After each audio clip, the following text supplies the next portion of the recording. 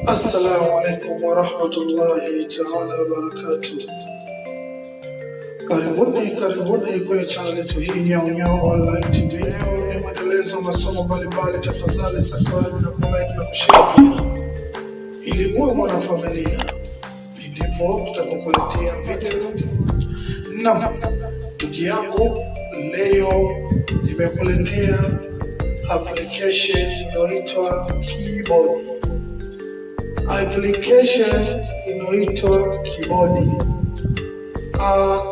Keyboard shortcuts like that. Bila kupoteza muda, tafadhali angalia kwa makini jinsi ya kupata keyboard shortcuts. Unakuja zako hapa, utaandika keyboard, yani utaandika keyboard. Ukishaandika keyboard, ina maana itakuja pale juu keyboard. Badala ya kubonyeza hapo, utabonyeza hapa. Keyboard imekuja hapa, kwa hiyo utabonyeza. Ukibonyeza itakuja kama hivi. Hii ndio keyboard yetu. Ina maana una uwezo kutumia keyboard yako kuandika unachohitajia.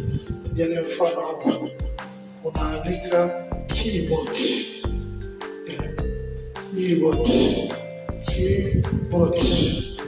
hapa. Vile una uwezo ukatia pin hapa unpin.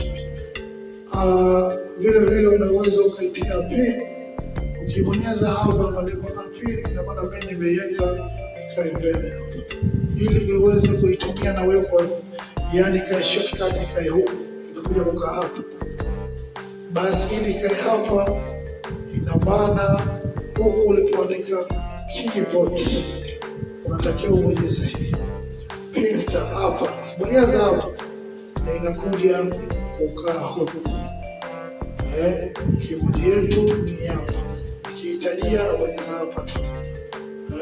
Hata nikitoa hii moja kwa moja, nikitumia huku nikabonyeza hivi, basi unaikuta hapa screenshot keyboard.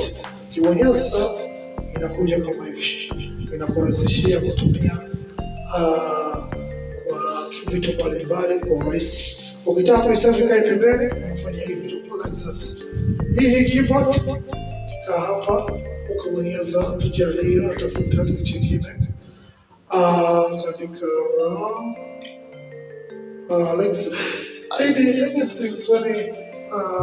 tunachokitafuta chochote, basi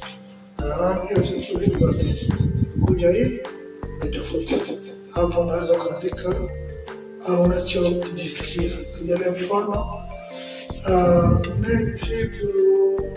net blue, yani hii kama unakwenda kutoa loki, fanyaje kuuliza kama hivi like that.